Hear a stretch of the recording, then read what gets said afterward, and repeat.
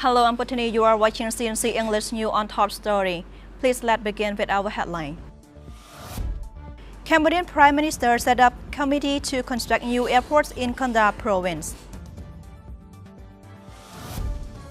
The royal government to impose tariff on corn imports to keep good price for domestic markets.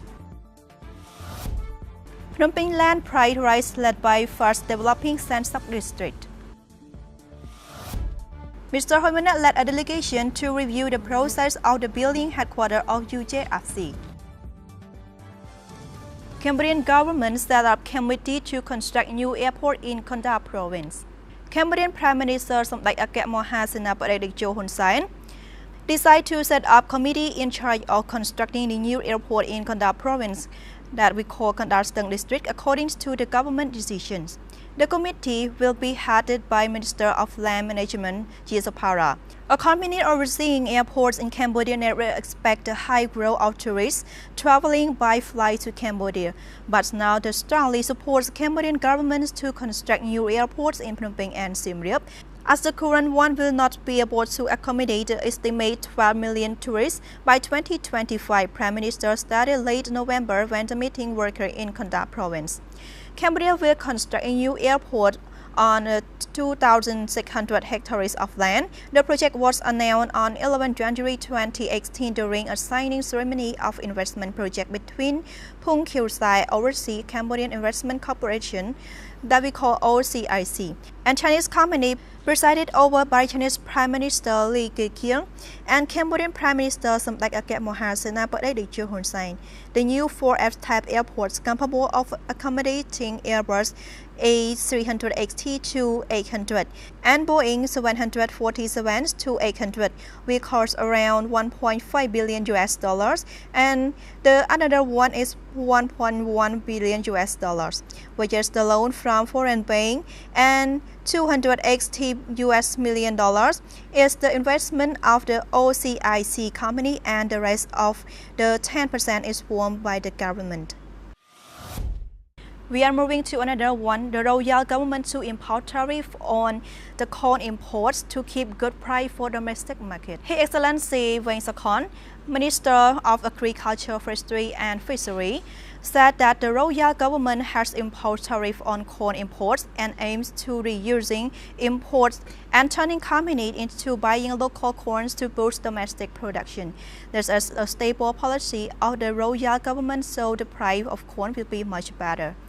His Excellency Weng Sakon said that the development of corn production through the technique of the growing, planting, fertilizing and harvesting contributing to the reduction of cost, time and labor to the farmer. His Excellency also instructed the General Department of Agriculture and Department of Agro-Industry to collaborate with the Provincial Department to train technique and benefit of contract farming to have farmer in a negotiation and pay direct contract with the owner of the driving machine or processing company.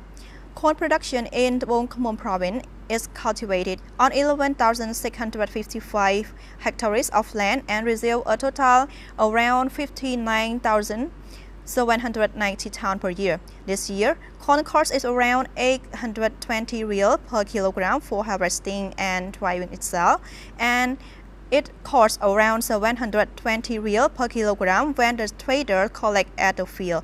Farmer can grow the crop twice per year with the yield ranging from 8.5 to 9 tons per hectare.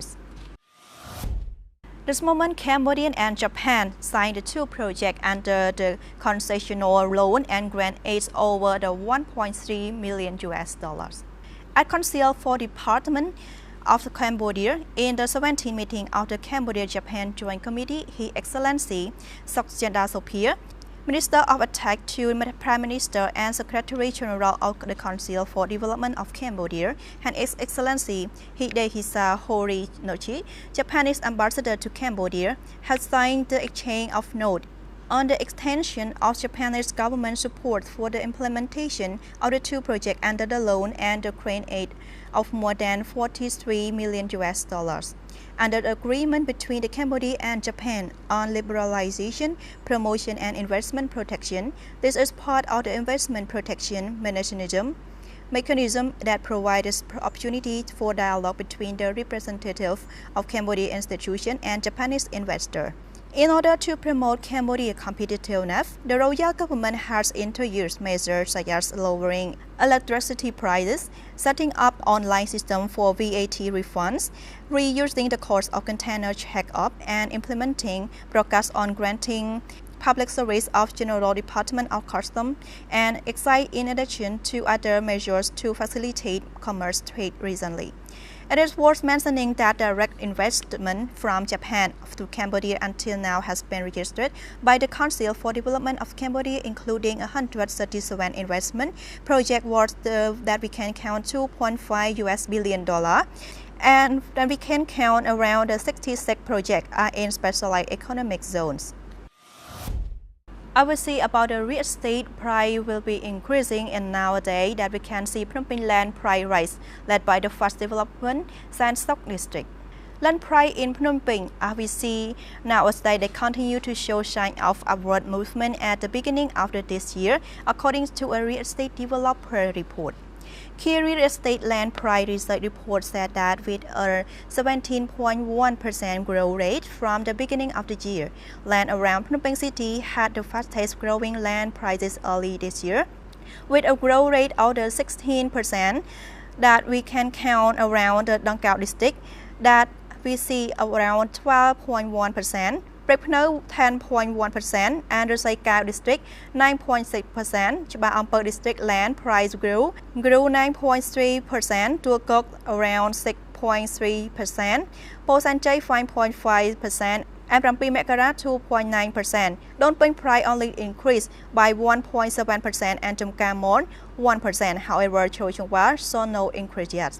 According to the Key Real Estate Co. Ltd. Director said the recovery land prices in due to the recurrent large projects such as shopping mall, commercial center, condominiums, office and homes. For example, in the Sandstock district is evolving into a population place for residential living and doing business for Cambodian for all of income levels.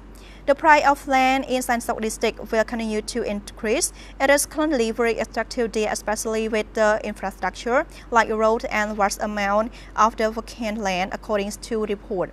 Early this year, residential land price in Sandstock district cost between around $650 and $1,400 per square meter, while commercial area range from $800 to $2,900. Cambodian Evaluate and Real Estate Agency Association Vice President said that all overall review of the status of the capital land price showed the fastest change in both of real estate and population.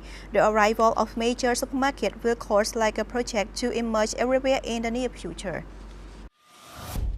We keep moving to another topic that we're talking about. The Minister of Agriculture consider about the rubber as a multi-purpose crop and contribute about the reusing deforestation.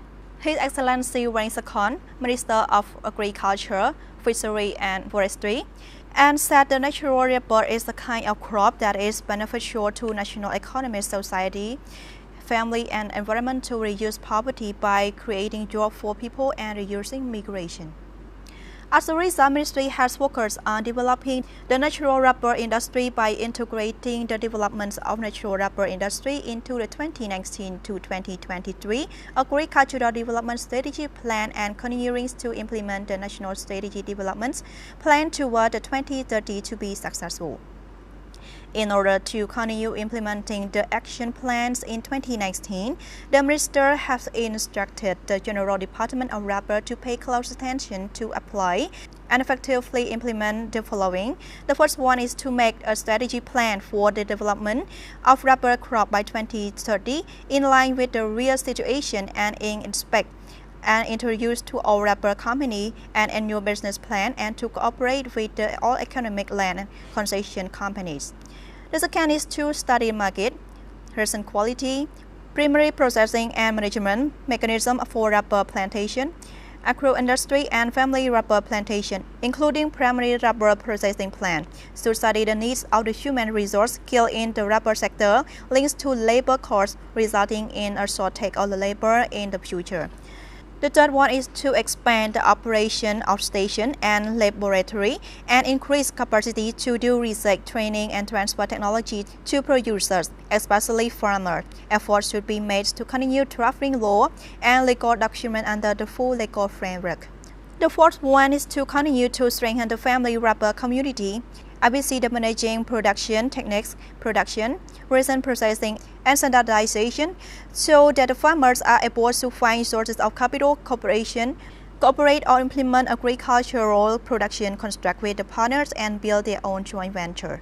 And at this point, the Rural Development Bank expressed support for providing credit to community of eligible wrapper family from the Rural Development Bank for construction of the community-based wrapper processing factories.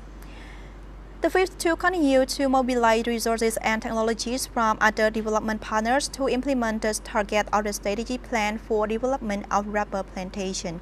The last one is to coordinate and strengthen the activity of the Rubber Development Association of the Cambodia, which is the main private sector, which has supported to develop of the rubber sector to be more active and to mobilize our rubber producer to join association. It's really necessary to strengthen cooperation with the key producer and consumer by formulating a memorandum of understandings to exchange technology, research, and good experience as well as to find new markets.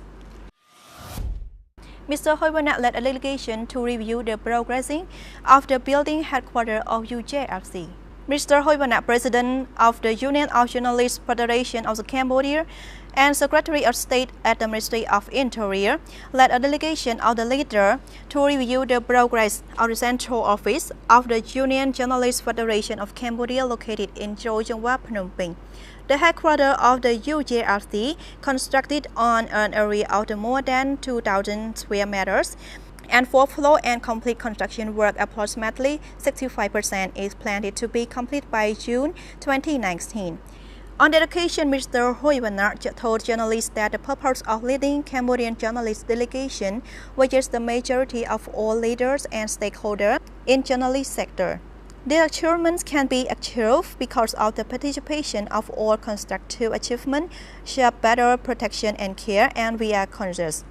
Mr. Hoiwanat revealed that when the headquarters building, this is not only for journalists, but we will combine these new achievements to contribute to society in accordance with the goal and objective. And this vision is to strengthen professional competence and professional ethics. Example, bright journalists for the nation. Mr. Hoiwanat said that starting from this building, we will strive to contribute to the building good human resource from here. The new building will be a library, exhibition venue, workshop, meeting place of national and international journalists, and will be organized training programs to strengthen professional journalism in line with the progress of socio-economic technology. Mr. Hoiwanat stressed that the building will be placed to collect intelligence, to mobilize resources, to cultivate a sense of patriotism, and to inspire good citizens. Even though the president of the Union of Journalists Federation of Cambodia stated that the wall of the Freedom Towers would build a wall of care for Cambodian journalists by allowing journalists to know their commitment to professionalism, biology, as well as a nationalistic motivational slogan. សហព័ន្ធបង្កើតឡើងនេះគឺនឹងបង្កើតឲ្យមានជញ្ជាំងចងចាំដែលបង្ហាញពីការបដិញ្ញាចិត្តមានន័យថាម៉េចឧទាហរណ៍ថាលោកវងសុភ័ក្រជាអ្នកកសែតមួយគាត់ចង់និយាយថាខ្ញុំជាអ្នកកសែតនឹងមិននិយាយអាក្រក់ពីកម្ពុជាឈ្មោះវងសុភ័ក្រអញ្ចឹងម្នាក់មកទីនេះដើម្បីធ្វើការបដិញ្ញាចិត្តហើយអប់រំខ្លួនឯងអញ្ចឹងខ្ញុំសង្ឃឹមថានៅទីនេះនឹងក្លាយទៅជាកន្លែងសម្រាប់ទាំងអស់គ្នាហើយជាពិសេសសម្រាប់គ្រួសារសារព័ត៌មានកម្ពុជាហើយនៅពេលដែលសម្ពុះខ្ញុំសង្ឃឹមថានឹងមានវត្តមានសារព័ត៌មានច្រើនជាងនេះទៀត Now that's all for our top story today. Thank you for your time and we would like to say goodbye.